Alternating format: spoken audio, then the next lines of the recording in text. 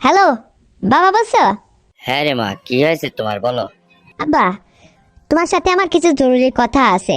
তোমার পাশে কি আমার মা বা অন্য কোনো লোকজন আছে নাকি? তুমি একটু নিরিবিলি একটা জায়গায় আসো তো। কেন বাবা, আমি তো নিরিবিলি জায়গায় আছি। তুমি বলো, আমি একটা ফাঁকা মাঠে দাঁড়িয়ে আছি। কি হয়েছে তোমার? শোনো আব্বা, আমি যে তোমার মেয়ে, তুমি আমার জন্য কি দায়িত্বটা পালন করতেছো? হ্যাঁ, আমার হাজবেন্ডের তুমি বিদেশ পাঠায় দিছো। আজ একটা বছর হয়ে গেল। তুমি কি আমার খোঁজ খবর রাখো আমি কি হালে আছি কি না আছি? কে রে মা, এইরকম কথা বলো কেন তুমি? আমি তো তোমার খোঁজ খবর মাঝে মধ্যে রাখি। নতুন করে আবার তোমার কি হলো বলো। এইটাও বলা লাগবে? আর শোনো বাবা, আমি তো ফাঁকে আসতে গেছি এই জন্যে আমি একটু গোপন কথা বলবো তোমার সাথে। যে কথাটা স্বাস্থ্য ভাই থাকলেও বলতাম, নিজের ভাই থাকলেও বলতাম, কেউ নেই, আমি কাকে বলবো আবার এই কথাটা? আমার স্বামী তুমি বিদেশ পাঠাইছো, আমার স্বামীরে নিয়ে এসে দাও, আমার লাগবে ওসব আমি বুঝি না। তুই বোঝো না আমি তোমার জোয়ান মধ্যে একটা মেয়ে। আমার স্বামী ছাড়া এইভাবে এক এক বছর 2 বছর থাকা সম্ভব? তাও আমি নিজে কন্ট্রোল করে রাখছি।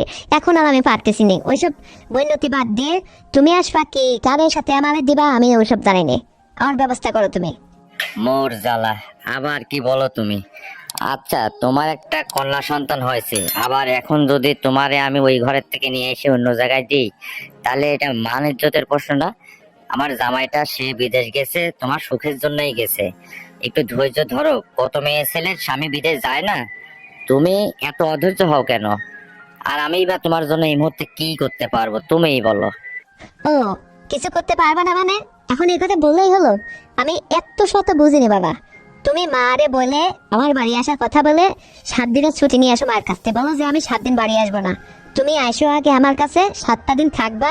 তুমি কি করতে পারবা না পারবা সেটা আমি দেখবা না, বুঝতে পারিছো? হ্যাঁ রে বাবা, তো আমি এইটা তো বুঝলাম না যে আমি যাই তোমার কি উপকার করতে পারবো। তোমার স্বামী কাছে নেই, সেটা হচ্ছে আলাদা ব্যাপার। আমি বাপ হয়ে তোমার কাছে যাই, তোমার আবার কি উপকার করতে পারবো? আমি কি তোমার কি কোনো কিছু আশা পূরণ করতে পারি? আমি তোমার বাপ না? ওরে বাবা, ওইসব কথা বললেই হবে? হ্যাঁ, বাপ হয়েছে। শোনো, আমার চোখে এখন পৃথিবীর সব সমান, আমার লাগবেই। এখন তুমি কি করে দেবা না দেবা, ওই কার দিয়ে দেবা না কি করবা ওই আমি জানিনি। তুমি আসো, তুমিই আমাকে দেবা, আমি তোমারটাই নেব। আমার খুবই লাগবে। হ্যাঁ, জবর এখন বাপ হয়েছে। স্বামীরে বিদেশ পাঠাই দিয়ে আমার একা করে রাখে আর আমি যন্ত্রণায় এখন দিনকাল কাটাচ্ছি, তাই হয় নাকি? ওই এর জন্য তুমি দায়ী, আর এই গ্যাপ তোমায় পূরণ করতে হবে। ওসব ভুলিতে বাদ দিয়ে আমার বাসায় আসো তুমি, তারপরে তোমারে দেখতেছি আমি। বাবা রে, একটু ঠান্ডা মাথায় আমার সাথে কথা বলো। না হলো আমি তো তোমার বাবা, তাই না? আর তুমি যেটা বলতেছো, এটা কি মানুষের সামনে বলা যায়? তুমিই বলো। আমি তোমার এই স্বামীর গ্যাপ বাপ হয়ে কি করে পূরণ করি, এইটা তোমার মাথায় আসলো না। আর এটা কি আদৌ সম্ভব? তুমিই বলো।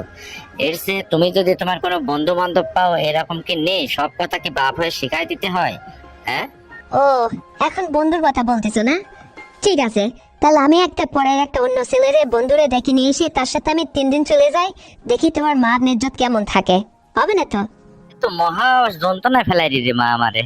আচ্ছা শোন, তো আমার সাথে কিভাবে কি করবি? আর আমি বা এখন কি করবো? আচ্ছা ঠিক আছে, আমি কি আজকে আসবো তাইলে? অবশ্যই আসবা। আসবে না মানে?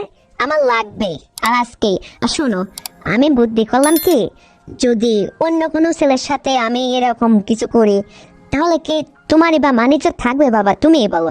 এই জন্যই বাবা হয়ে তুমি যদি আমার এই উপকারটুকু করো আমার বাড়িতে এসে, তাহলে আমার শ্বশুর বাড়ির লোকজনও বুঝলো না, আবার আমারও হলো। এটা তো তুমি নিশ্চয়ই করতে পারবে। আর এটা এখন কেউ জানবে না। আর অন্য মানুষ যদি আমার ভাই এসে আমার বাড়িতে 7 দিন থাকে, বা আমার বন্ধুর সাথে কোথাও যদি আমি 3 দিন সময় কাটায় আসি, তাহলে সমাজের মানুষের কাছে কি আমি চোখে পড়ে যাব না? এটা কি তুমি বুঝো না বাবা? এই জন্য তো বলতেছি। আরে বাবা, তুমি তো আমার চ্যাংরা বাবা, তুমি কি ভুল হয়ে গেছো নাকি? তুমি হলেই হবে, আর তোমার জামাই সেও ভালো হবে। তুমি আসো তো, তোমার সাথে আমি এটাই চিন্তা করছি যে তুমি হলে আমার ভালো হবে। তুমি এসে 7টা দিন আমাকে মানে সুন্দরভাবে আমার সাথে একটা ঠান্ডা করে দিয়ে যাও, তাহলে আর আমি এত তোমাকে কথা শোনাবো না, আর তোমার এত বকুনি শুনতে হবে না। বুঝতে পারছো বাবা? আসো তুমি আজকে। আর এটা তুমি আসতেছো মায়েরে বলো কি যে আমি মেয়ের বাড়িতে যাচ্ছি, আমার 7 দিন ফিরতে দেরি হয়ে। আর এই 7 দিনের একটা দিনও কিন্তু গ্যাপ দেবে না বাবা আমার বাড়ি এসে। আমার এই 7টা দিনে তুমি সুন্দর করে ইয়ে করতে হবে। আর শোনো, আমি কি তোমার পেটের মেয়ে? আমি তো তোমার আমার মারে যখন তুমি হচ্ছে নেকা করছিলা, আমার মা তো আমার হাতে করে নিয়ে আইছিল। তো তো তোমার সাথে তো আমার এটা করাই যাইতে পারে। তো তুমি এই বিষয়ে এত আপত্তি করতেছো না কেন? তুমি মারে সে সময় আমি উকি মেরে দেখছি যেভাবে ইয়া করতে, ওইটা আমার চোখে এখনো ভাসে। ওই জন্যই মনে মনে ঠিক করলাম যে ওইভাবে যদি তুমি আমাকেই করো তাহলে আমার একমাত্র তোমার জামার চেয়েও আমার ভালো হবে তোমাকে দিয়ে, বুঝতে পারছো? এই জন্যই তো তোমাকে আসতে বলতেছি। বাবা দেখো প্লিজ, তুমি না করো না, আজকের মধ্যে তুমি মারে ম্যানেজ করে চলে আসো। হ্যাঁ আচ্ছা, তা না হয় ম্যানেজ করে চলে আসা যাবে রে মা, কিন্তু শোনো, তুমি যে কথাটা বলতেছো ওইটা করতে গেলে তো তোমার রুমে আমার থাকতে হবে। তে এরকম কি পরিবেশ আছে, যেহেতু তোমার শ্বশুর শাশুড়ি একই বাড়ির মধ্যে তোমরা থাকো, তো সেটা আবার কি করে সম্ভব রে বাবা? তুমি আবার আমার মান ইজ্জত খায়ও না, বুঝতে পেরেছো? বাবা শোনো, তুমি এই নিয়ে কোনো চিন্তা করো না তো। তুমি আমার বাপ, আমার শ্বশুর বাড়ির লোক কি জানে না যে তুমি আমার বাবা? তুমি আমার রুমেই থাকবে। আমার রুমের মধ্যে 2টা খাট আছে, হ্যাঁ, তো একটা খাটের ভাড়া তোমারে দেবো, আর আমি এখানে আমার মেয়ের ছোট সন্তানদের নিয়ে থাকবো।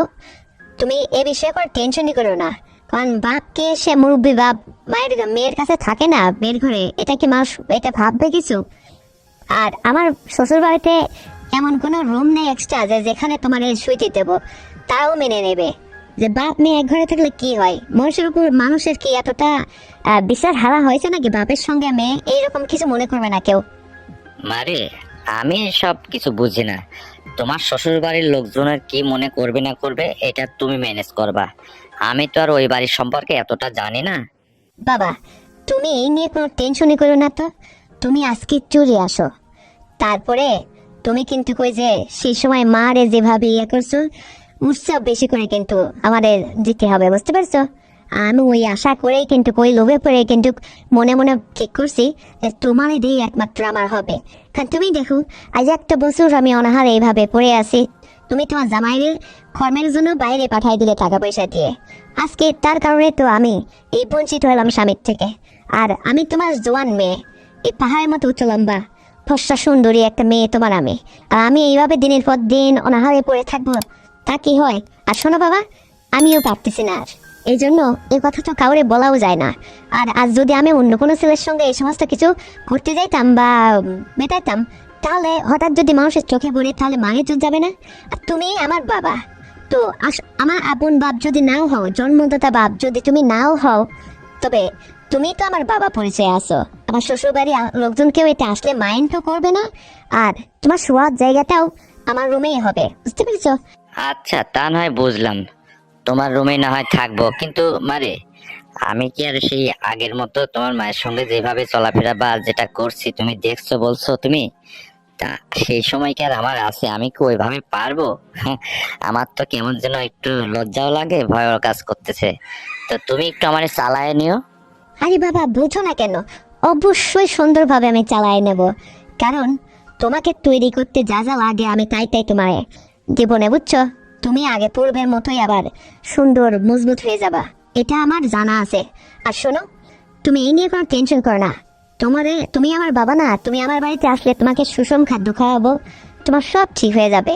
তোমার এতটাই ভালো লাগবে, তুমি আমার মায়ের কাছে যাইতেই চাইবা না। আচ্ছা বাবা, তাই যেন হয়।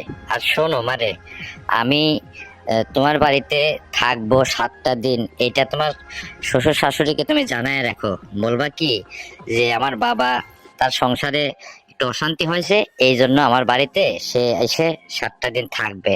তা না হলে কি করে আমি একবারে যাই বাপ হয়ে মেয়ের বাড়িতে 7 দিন পরে থাকবো? তুমিই বলো। সে আমি ম্যানেজ করব, এই নিয়ে তোমার টেনশন করা লাগবে না। শোনো, আমার তো আর টাকা পয়সার এখন অভাব নেই, মানে টাকা পয়সা দিয়ে কি সব কিছু হয় তুমিই বলো? আমার আসলে যেটা দরকার, এই জন্যই তো আমি তোমারে ডাকতেছি। কারণ বাবা শোনো, একটা কথা বলি তোমারে, তুমি আমার ওই মায়ের সঙ্গে যখন ওইটা করতা, তো আমার তো ভাঙা ঘর ধরছিল, আমি বেড়ার ভাষা দিয়ে সেদিন উকি মেরে দেখছিলাম তোমার এটা অত বড় মোটা, কি সুন্দর না দেখতে। আমি সেদিন থেকে ভাবছিলাম, আর তুমি যেভাবে ইয়ে করছিলা মানে মাকে, আমি এটা সেদিন দেখার পরে মানে মনে মনে সিদ্ধান্ত নিছি যে যেদিনই হোক মানে আমার স্বামীর অভাবটা তোমাকে দিয়েই আমি পূরণ করব। তুমি আমার বাবা না, তোমাকে কেউ কোনো কিছু মাইন্ড করবেন না তুমি আসলে, এই জন্যই তো বারবার আমি তোমাকেই ডাকতেছি, বুঝো না কেন? আর এইটা আমার ভিতরে একটা টেনশন কাজ করতেছিল বাবা, কারণ তুমি যদি আমার কথায় রাজি না হও তাহলে তখন আমার অন্য পথ বাইর করতে হবে। তো যেহেতু তুমি রাজি হয়ে গেছো তাহলে তো আর আমার কোনো চিন্তাই নেই। এখন তুমি নিশ্চিন্তে আজকের মধ্যে কিন্তু চলে আসবে বাবা। আর শোনো, আমার বাড়িতে আসার সময় কিছু একটা হাতে করে কিনে কেটে নিয়ে আসো ফলমূল, আর সে টাকা আমি তোমাকে পরে দিয়ে দেবো, বুঝতে পেরেছো? আচ্ছা মা, তাই হবে। তো ঠিক আছে, আমি তোমার মায়েরে বলে কয়ে 7 দিনের জন্য চলে আসতেছি, তুমি রেডি হও। ঠিক আছে বাবা। বাবা তুমি কি জানো এই মুহূর্তে আমার কতটা আনন্দ লাগতেছে? কারণ আজ একটা বছর অনাহারে আছি, আজকে আমি একটু সুখের নাগাল পাবো, এটা ভেবে মনে খুব আনন্দ হচ্ছে বাবা। তুমি শিগগির চলে আসো। তো ঠিক আছে, রাখছি আমি, হ্যাঁ? তুমি আসো। আচ্ছা ঠিক আছে, রাখো। তো বন্ধুরা, আমার বাবার আর আমার এই গোপন সংলাপটি শুনে তোমাদের কেমন লেগেছে অবশ্যই কমেন্ট করে জানাবে, আর শেয়ার করে তোমার বন্ধু বান্ধবকে দেখার সুযোগ করে দিও, আর ভিডিওতে একটা লাইক দিও, আর চ্যানেলটিকে অবশ্যই সাবস্ক্রাইব করে দিও। ততক্ষণে সবাই ভালো থাকবে। আগামীকাল আবার নতুন গল্প নিয়ে আসছি। আল্লাহ হাফেজ।